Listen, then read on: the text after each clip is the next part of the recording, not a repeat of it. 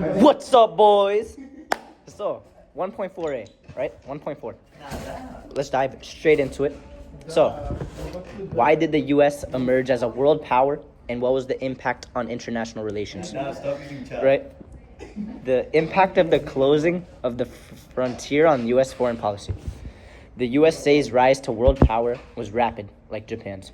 In the early 19th century, the U.S. was small and a newly independent nation. Its territory was limited by Appalachian Mountains in the west, Atlantic Oceans in the east, and Canada in the north, right? Also, Spanish territories in the south. By 1890, the U.S. had expanded across most of North America. From 1861 to 65, they fought a civil war that threatened to tear the country apart. Americans had no interest in international wars and focused purely on isolationism, right? So now, a key term needed to understand that isolationism word, right?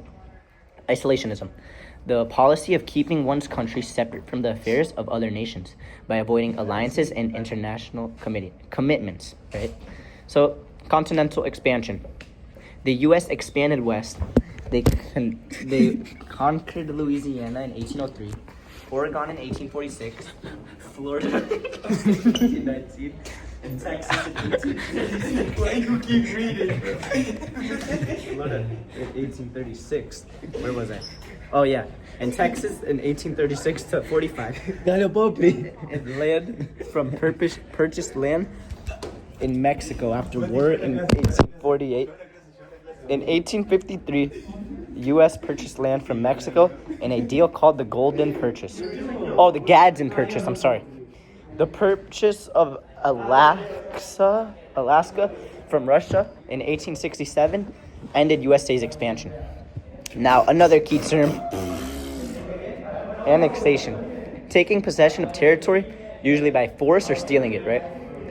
Now, let's hop right back into it. Americans justified territorial expansion by their belief of Manifest Dynasty, which claimed U.S. was destined to expand and rule over all of North America. They wanted California to stop other powers from having power. The Monroe Doctrine was approved in 1823 and warned Europe to stay out of the Americas. The closing of the frontier.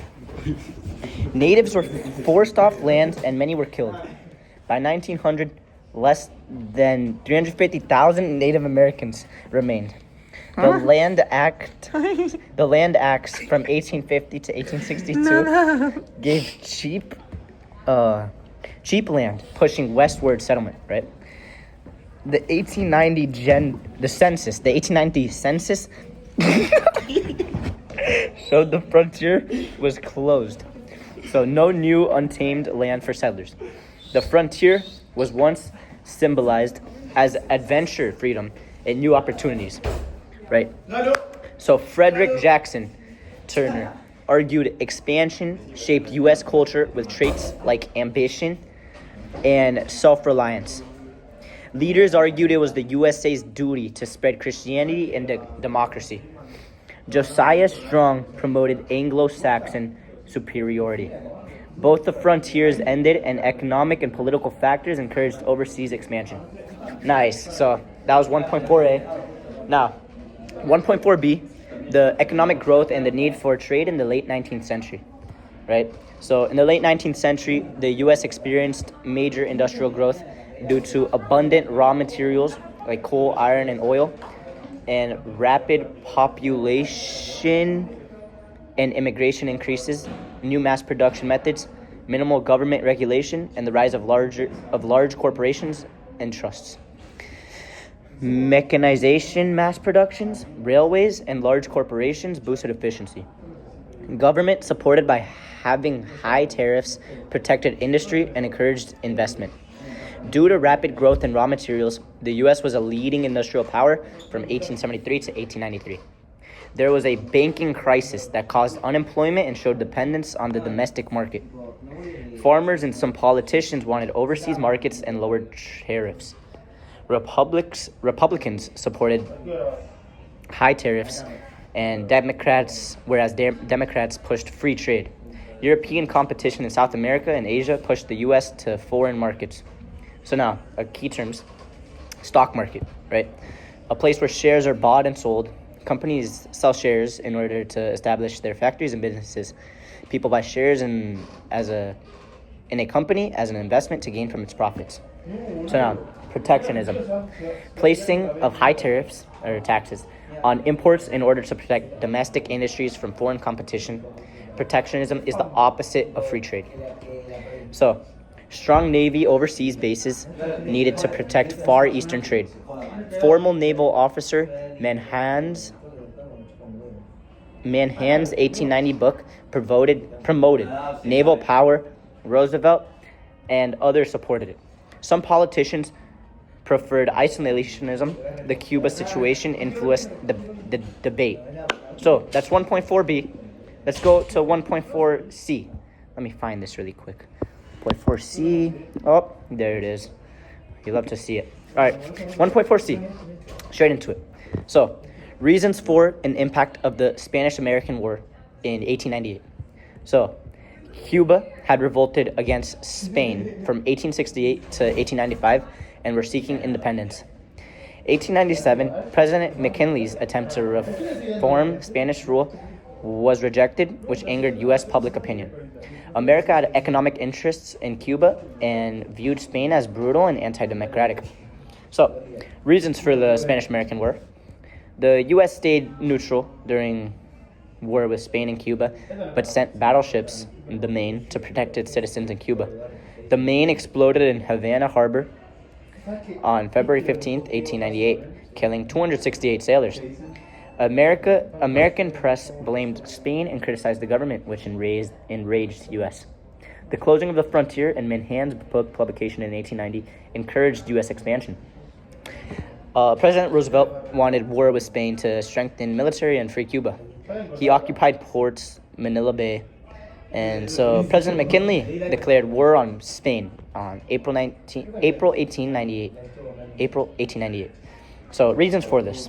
Aggressive and patriotic press campaign that inflamed public opinion following Maine incident. Intended to protect American businesses' interests in Cuba. The U.S. desired more territory and feared they couldn't control an independent Cuba, right? So, Roosevelt won Nobel Peace Prize in 1905. The U.S. Navy detected Spanish fleets at Manila Bay and Santiago de Cuba. So, without naval support, Spain was forced to surrender due to Cuban freedom fighters. Sorry, fellas, for the brief interruption. Little change of space. So, and U.S. soldiers, finishing off what I left off on. Now, the Treaty of Paris in 1898, it fully ignored Cuban contribution and U.S. claimed full victory. Now, the Treaty of Paris and the impact of the Spanish-American War. So, it let U.S. control Cuba, Philippines, Puerto Rico, and Guam, and became an imperial power. And Guam became an imperial power, right? The Philippine War from 1899 to 1902 had Filipinos rebelling, and the U.S. were hurt economically, fighting to retain control. In 1898, the Hawaii annexation was strategic for trade and military, following U.S. economic and naval interests. So, McKinley was assassinated, and Roosevelt became the president. Roosevelt supports imperialism. In 1901, the U.S. Congress passed the Platt Amendment, and U.S. controlled Cuban financial, commercial, and foreign affairs, as well as key lands and naval bases. Americans took over Cuban land, and their businesses expanded there. The U.S. wanted a canal to link Atlantic and Pacific Oceans, so they supported Panama independence and built the Panama Canal in 1914.